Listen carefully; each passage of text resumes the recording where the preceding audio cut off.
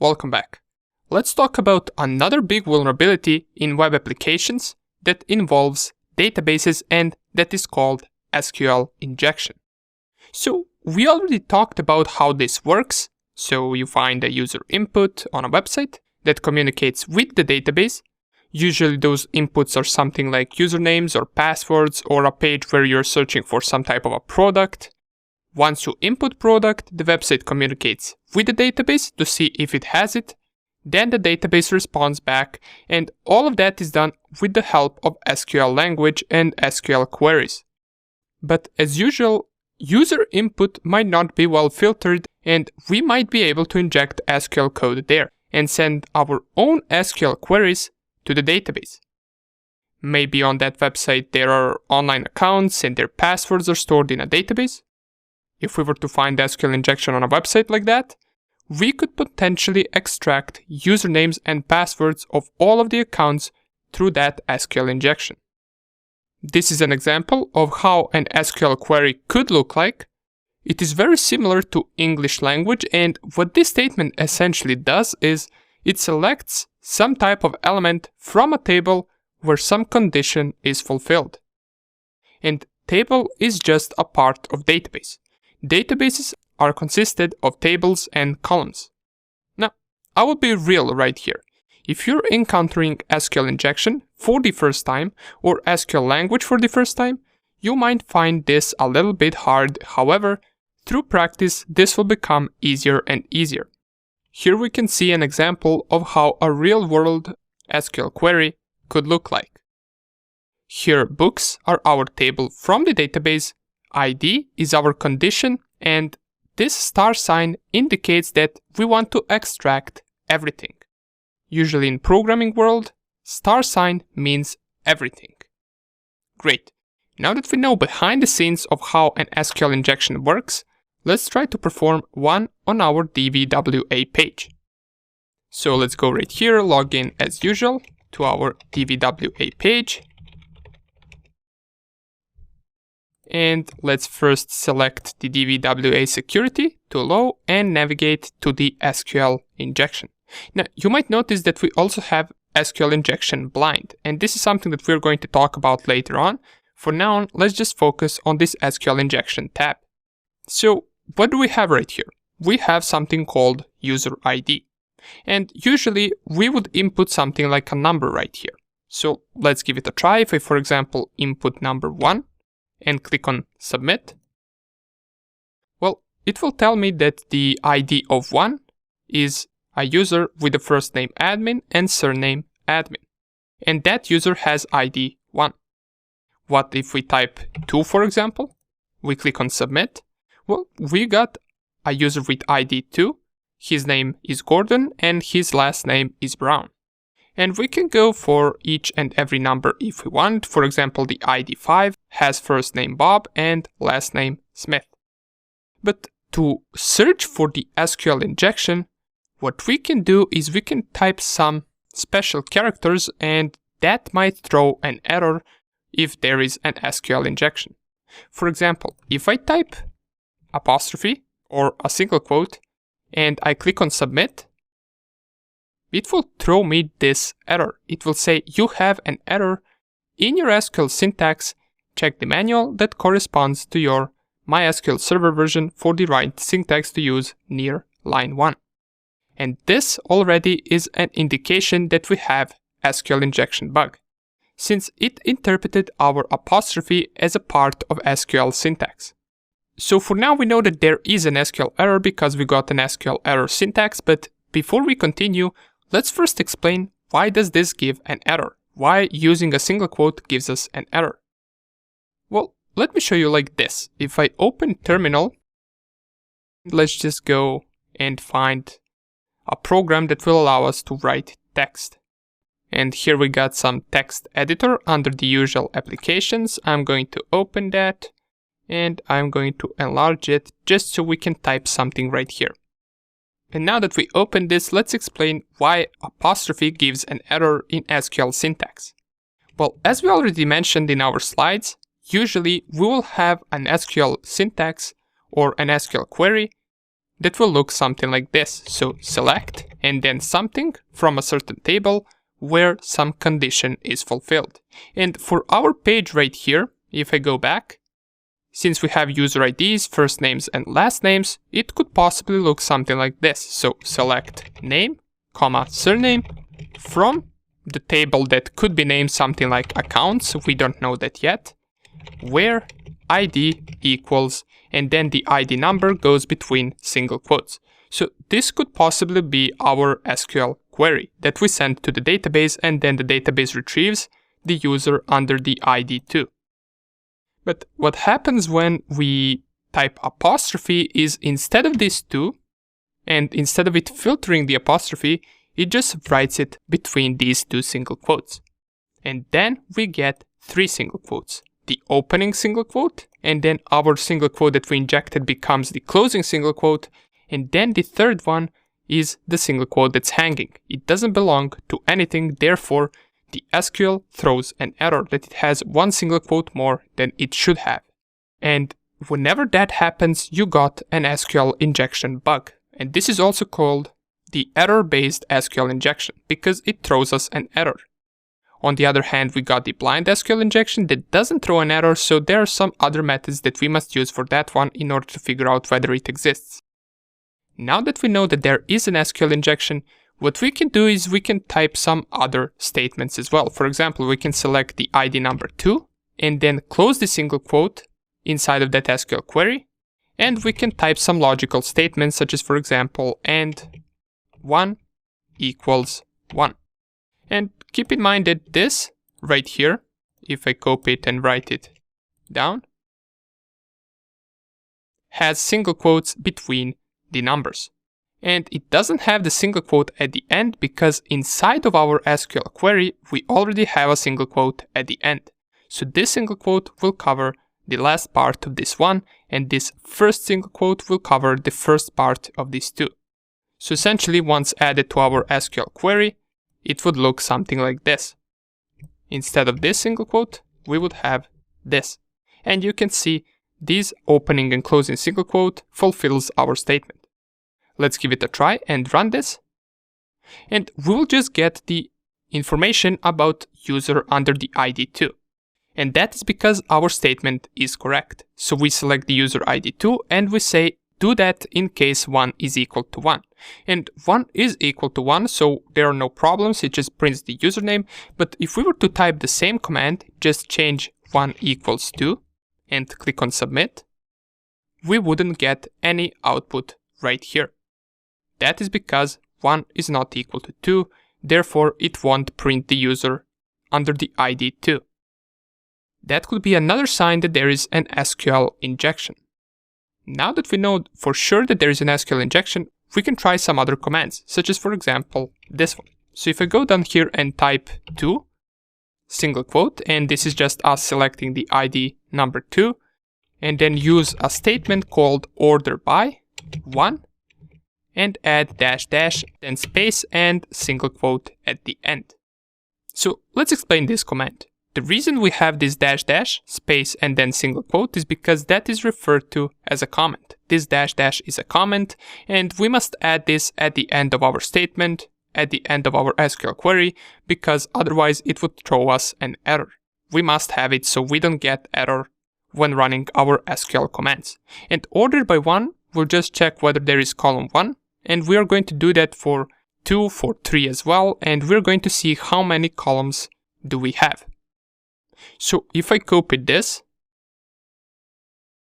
and go back to here, paste this, click on submit, we'll get an output first name Gordon and surname Brown. That means this is a valid statement. Let's try with order by 2. So just change from 1 to 2 and click on submit. And this is also a valid statement because we get the first name and surname. And if we try number 3, and click on submit, well, there is an error, unknown column 3 in order clause. And that's how we know that we have 2 columns. Now, let's see what those 2 columns are. If I go and type this command, and I'm going to type it right here first, 2 as our ID, and then union select 1 and 2. And let's not forget our comment at the end by specifying dash dash and then single quote. If I copy this and I paste it right here, click on submit. Okay, so we get this output right here. The first name for the ID 2, and we get the first name 1 and surname 2. Now that we know that we have 2 columns and that we have an SQL injection vulnerability, we're going to start extracting data. So we know that we have 2 output fields, the first name and the surname field. So we're going to try to extract the database name and the user of the database. To do that, we can type the command to select the user ID and then union select, and we're going to type database open and close brackets and comma user open close brackets. At the end we add our comment with a single quote, and here we are specifying the functions called database and user. These 2 functions are already defined in MySQL. So let's copy this command just to see the name of the database and the name of the user, and type it right here, and we get the first name, which will store the database name, which is dvwa, and the surname or the user, which is going to be root at localhost. Now that we know this, we can try to extract the list of the databases by injecting the following command.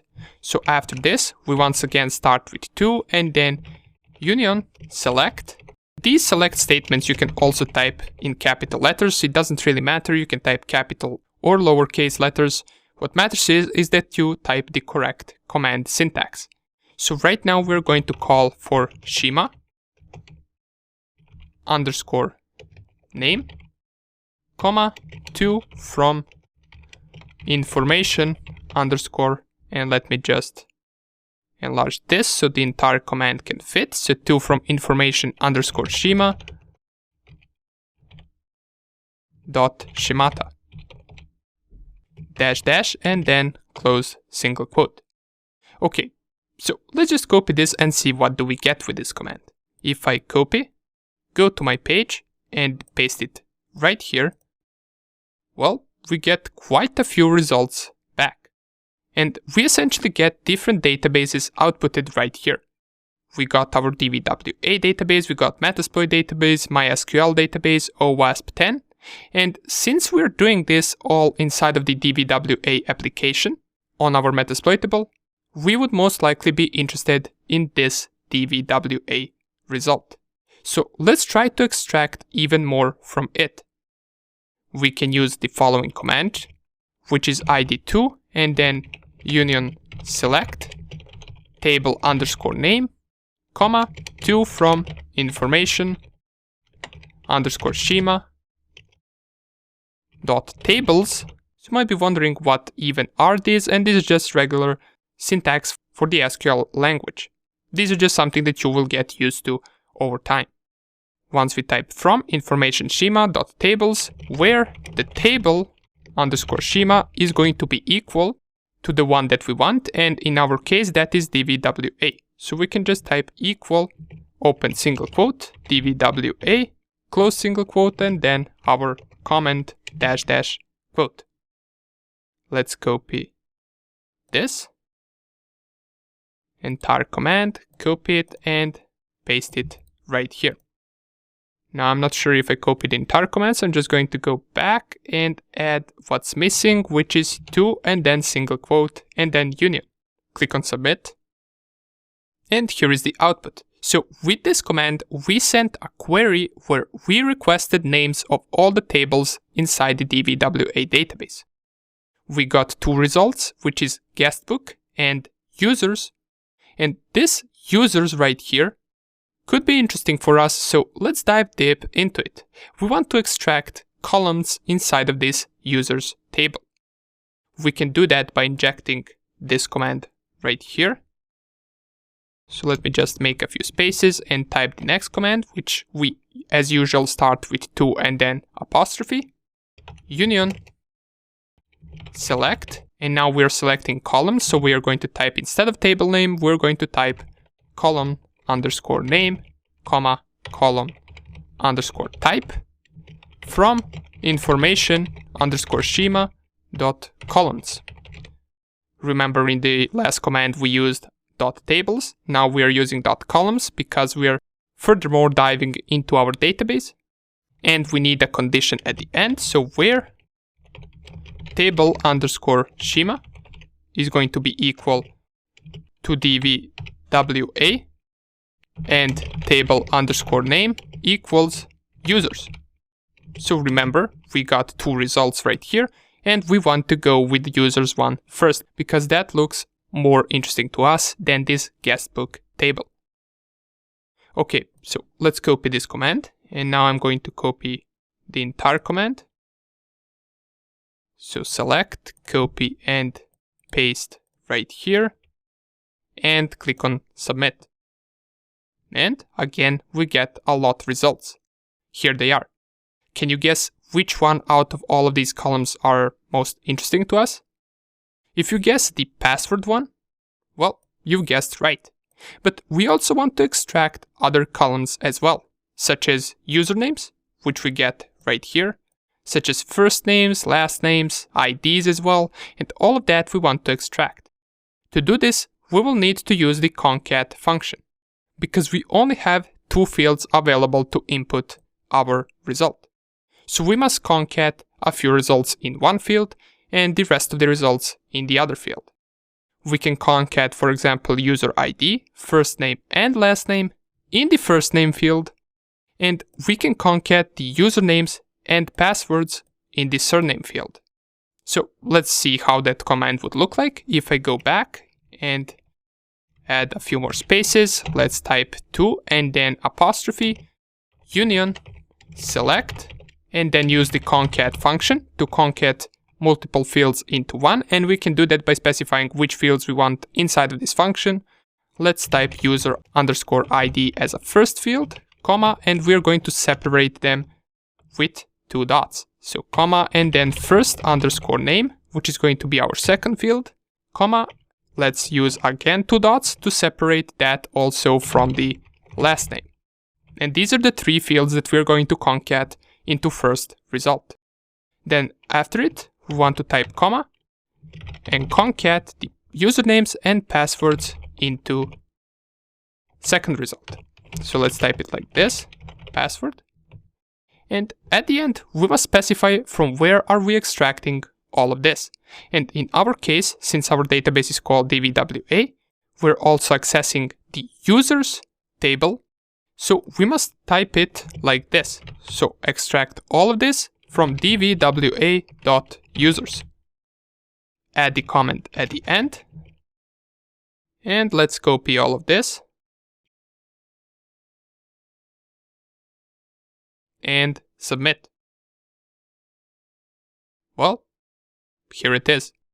Here is all of the information about all of the users from this database.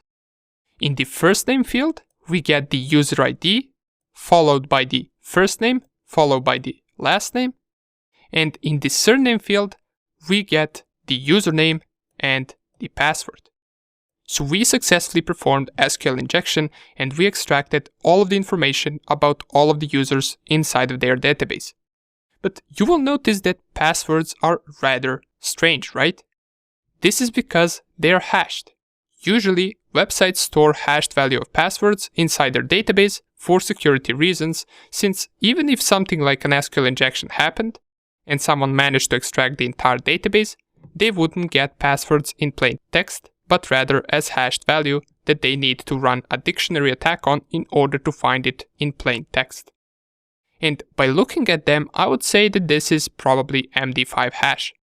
We can figure this out by copying one of these passwords. So let's go with this one, for example. Going to Google and just pasting it inside of the search bar. And we can see most of the results are MD5, MD5, MD5, so we can guess that this is an MD5 hash. And since this is an easy password, if I click on this link, it will even tell me which password this MD5 hash is. So it is the password ABC123. So if I go back to this page, we can conclude that Gordon has a password of ABC123 because this website showed us what is the string of this hash that we pasted. We can do that for any other hash as well. As long as it is a simple password, it should manage to find it online. If I go and paste this one, for example, go right here, click on this website, MD5 hash for password is this. So it seems that our MD5 hash is a string of password. So our user called admin has a password that is simply just password. And that is how you extract the entire database with the SQL injection vulnerability. Now, this is probably the hardest bug that we are going to cover inside of our web application section. And it might take some time for you to get used to it and to get used to all of this SQL syntax that we performed right here. For example, these database functions, user functions, could be known by someone that already knows SQL, since these are already the inbuilt functions, and that also stands for all of these syntax like table name, like information_schema.columns, and the rest of these commands. But if you practice it more and more, you will eventually get better at performing SQL injection. Okay, great. So we performed SQL injection, and in the next video, we're ready to continue discovering even more bugs on our DVWA application. See you there.